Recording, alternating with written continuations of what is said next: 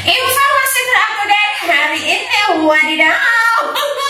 Setelah pembacaan pledoi dari Nikita Mirzani, Fitri Softeng terdiam 1000 bahasa.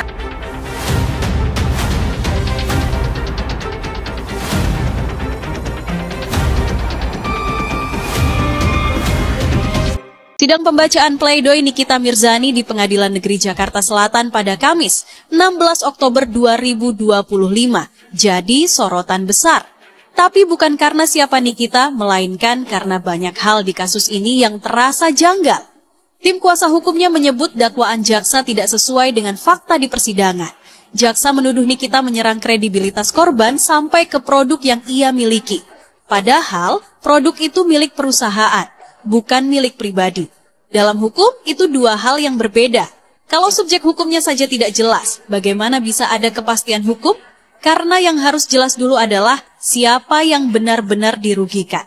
Apakah orangnya atau perusahaannya? Dan jangan lupa, kerugian yang disebut bukan cuma soal uang, tapi juga soal dampak yang katanya merugikan nama baik. Nah, kalau yang dirugikan adalah produk perusahaan, seharusnya perusahaan yang bicara, bukan orang per orang. Di persidangan muncul hal lain yang cukup membingungkan. Korban bilang tidak mempermasalahkan soal produk, tapi soal body shaming. Artinya, inti masalahnya bergeser. Kalau dari awal soal produk, tapi kemudian jadi soal ucapan pribadi, maka arah perkaranya berubah. Dan perubahan seperti ini bisa bikin isi dakwaan kehilangan pegangan. Tim hukum juga menyoroti perbedaan keterangan para saksi yang dihadirkan oleh jaksa sendiri. Ada perbedaan antara satu saksi dengan saksi lainnya. Padahal, kalau kesaksian tidak sama, pembuktiannya bisa lemah. Karena hukum tidak bisa berdiri di atas keterangan yang saling bertabrakan. Hal lain yang jadi perhatian adalah soal bukti rekaman telepon antara Reza dan asisten Nikita, Ismail Marzuki. Menurut tim pembela, rekaman itu dibuat tanpa izin Ismail. Kalau benar begitu, maka bukti itu bisa dianggap tidak sah. Karena dalam hukum, sesuatu yang diambil tanpa izin tidak bisa dijadikan alat bukti. Hukum tidak boleh dijalankan dengan cara yang melanggar hukum. Dan yang paling penting, dalam kasus pidana, semua unsur harus terbukti lengkap. Kalau ada satu saja yang tidak terbukti, maka orang tidak bisa dipidana. Inilah kenapa pledoi Nikita penting. Bukan hanya membela diri, tapi menguji apakah dakwaan jaksa punya dasar hukum yang kuat atau tidak. Kasus ini bukan cuma soal nama besar Nikita Mirzani. Ini soal bagaimana hukum dijalankan. Apakah berdasarkan bukti dan logika atau hanya karena opini publik? Pledoi ini mengingatkan kita bahwa keadilan tidak boleh diukur dari siapa yang paling terkenal, tapi dari siapa yang paling benar di depan hukum. Bagaimana menurut Anda? Ternyata masih banyak yang tolol ya, yang gak memahami sama arti apa yang gue maksud.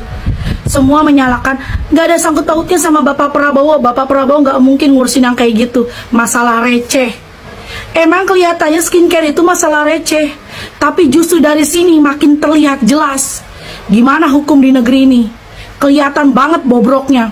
Dari kasusnya Nikita Mirzani dan Reza Gladys, itu banyak banget keganjalannya, kasus yang terlalu dipaksakan. Gue sebagai rakyat hanya menyuarakan, sebagai penonton yang melihat kasus keganjalan ini, banyak banget keganjalan ya, yang terlalu dipaksakan. Nikita Mirzani dituntut sampai 11 tahun, diproses yang berbulan-bulan, itu aja udah hal-hal yang aneh. Bahkan sampai seperti dicari-cari kesalahannya. Ya kayak tidak sopan, padahal itu juga hal-hal yang dimulai duluan sama para JPU dan hakim yang seperti tidak adil dalam memberi kesempatan. Sehingga Nikita Mirzani marah-marah. Dan Sister Hong yang salah satu JPU viral itu, yang merekam-rekam, itu yang dibilang sopan ya. Ini udah jelas-jelas Reza Gladys menjual produk berbahaya, diakui oleh BPOM, tapi masih bebas berkeliaran. Kan itu yang kalau mau dibicarain permasalahan itu duluan. Kan di sini Nikita Mirzani itu kasusnya membongkar. Bukannya Nikita Mirzani ditahan berbulan-bulan, yang jelas-jelas salah, membahayakan masyarakat kesehatannya, membohongi publik, kok bisa-bisanya bebas berkeliaran. Itu yang dipermasalahin, itu yang dilihat sama rakyat mengenai hukum di negeri ini. Ya. Assalamualaikum warahmatullahi wabarakatuh. Kembali lagi Bang Sahar menanggapi tentang persidangan pledoi Nikita Mirzani di sini ya. Jadi dibacakan sendiri oleh terdakwa, pledoinya adalah pembelaan dirinya, di mana hanya diikuti pengacaranya cuma 2 orang ya, semuanya perempuan ya. Dan kemana yang lain pengacaranya?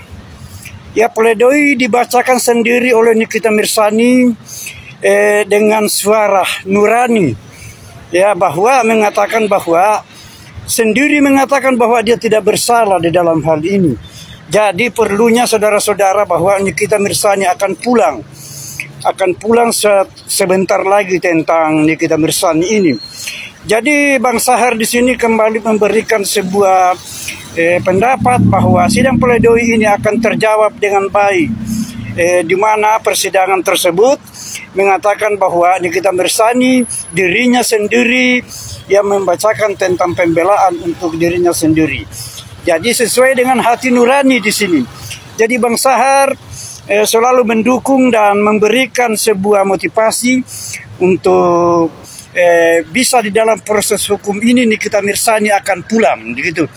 Jadi rekan-rekan bahwa netizen perlu kita ketahui bahwa sidang pledoi ini adalah sidang pembelaan di mana masih ada langkah-langkah yang harus bisa ditempuh sebagai upaya hukum, termasuk apabila ditolak PK-nya, pledoinya, maka PK bisa kita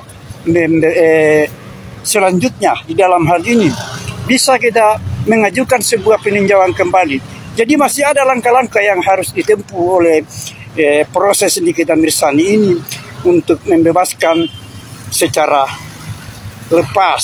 Oke, rekan-rekan, Bang Sahar, salam advokat. Assalamualaikum warahmatullahi wabarakatuh. Selamat petang. Pembencinya Nikita semakin menjadi-jadi. Kemarin Nikita pakai kerudung, katanya pencitraan lah, katanya kenapa kerudungnya cuma setengah lah, kayaknya Nikita Mirzani itu untuk biar dikasihani lah. Giliran Nikita tidak menangis saat pledoi, tetapi pledoinya itu dia baca dengan lantang ya. Nanti dia bilang lagi, kurang ajar lah, itu apalah, kenapa udah diprediksi dia bakalan ngemis-ngemis, bakalan nangis-nangis, kok malah dia tegar lah.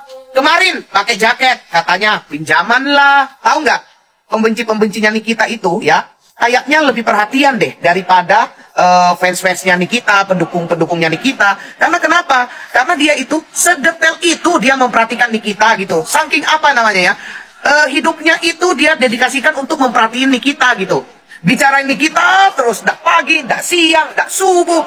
Iya, kembali lagi pagi, siang, subuh. Ngomongin Nikita, aja apa sih ngomongin Nikita terus? Kenapa? Kalau nggak ngomongin Nikita nggak rame ya? Dari Kokohiro Cimat, yang suka video saya silahkan follow dan tinggalkan komentar. Lihat si NM tadi tiba-tiba pakai hijab dengan hijabnya yang suka-suka dia gitu ya, rambutnya nampak. Izin stitch ya. Pertama, itu bukan hijab yang disengaja untuk menutup aurat, melainkan hanya untuk bergaya-gayaan atau stylenya. Kedua, mengenai sopan santun, itu hanyalah sindiran untuk JPU karena pernah mengatakan di salah satu listnya bahwa Nikita Mirzani itu tidak sopan.